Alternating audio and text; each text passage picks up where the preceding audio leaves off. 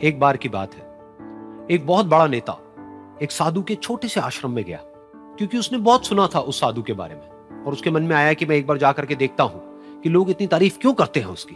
तो जब वो उस आश्रम में गया तो वहां पर एक छोटा सा कमरा था, जहां पर एक कालीन बिछा हुआ था। वहां पर कुछ लोग बैठे हुए थे नीचे, और साधु जी सामने बैठे हुए थे। कुछ सवाल जवाब चल रहा था। तो जैसे ही वो अंदर गया, वो अकेला नहीं था, उसके साथ में 4 बॉडीगार्ड्स भी थे।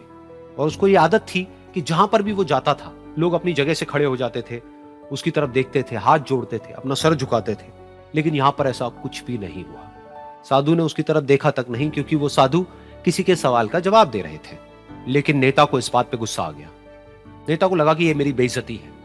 तो उस नेता ने साधु की बात को बीच में ही काटते हुए थोड़ा गुस्से से कहा, मैं आपसे कुछ कहना चाहता हूं। साधु ने उसकी तरफ देखा और बोले, आप थोड़ी देर रुकिए, पहले मैं इनके सवाल का जवाब दे लूं, उसके बाद में मैं आपसे बात करूंगा।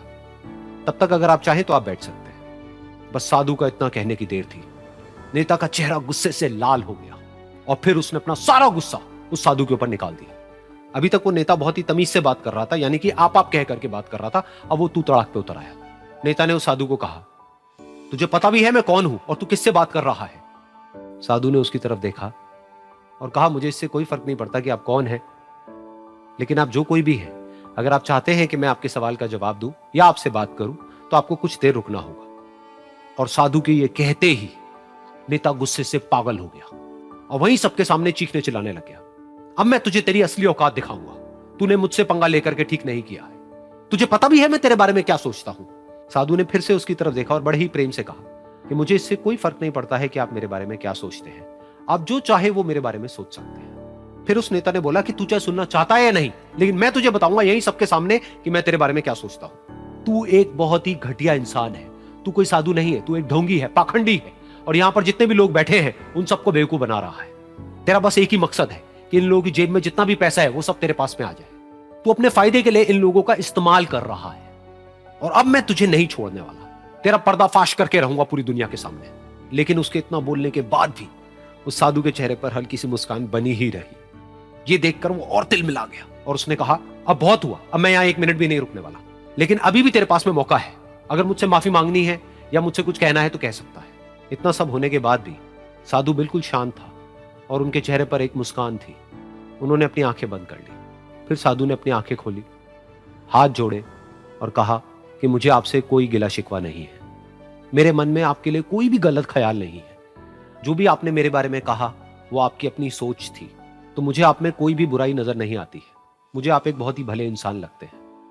और साधु के इतना कहते ही नेताजी का दिमाग 7वें आसमान पर पहुंच गया। उनके चेहरे पर एक अजीब सी खुशी थी, क्योंकि उस साधु ने वो ही कहा जो बाकी सब लोग उस नेता को कहते हैं। और वो खुशी खुशी उस आश्रम से अपने घर की तरफ चला गया और जा करके अपने पिताजी के साथ में बैठ गया। उसके पिताजी की आंखें बंद थी और वो ध्यान में थे। पूरी जिंदगी उन्होंने सिर्फ लोगों की सेवा करी और बदले में कुछ भी एक्सपेक्ट नहीं किया। तो थोड़ी देर बाद जब उन्होंने अपनी आंखें खोली और देखा अपने बेटे को अपने साथ बैठे हुए, तो उनके बेटे के चेहरे पर आज एक अजीब सी खुशी थी जो आज से पहले उन्होंने कभी नहीं देखी थी। फिर उसने एक एक करके सब कुछ बताया कि आज क्या हुआ, किस तरह से वो आश्रम गया, वहां पर क्या हुआ, उसने क्या कहा, उन्होंने क्या कहा। तो जब इसके पिताजी ने पूरी बात सुनी तो थोड़ा सा मुस्कुराए और अपने बेटे को देख करके बोले कि उन्होंने तुम्हारी तारीफ नहीं करी है, क्योंकि उन्होंने वो नहीं कहा कि जो तुम हो, उन्होंने वो कहा कि जो वो खुद है।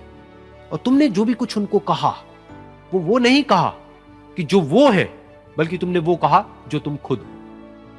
यही बात वेदों में भी कही गई है, यथा दृष्टि तथा सृष्टि।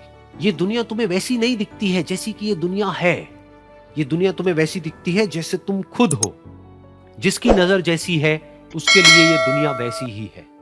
तो अगर तुम अपनी दुनिया को बदलना चाहते हो तो उसका सिर्फ एक तरीका है, अपनी नजर को बदलो।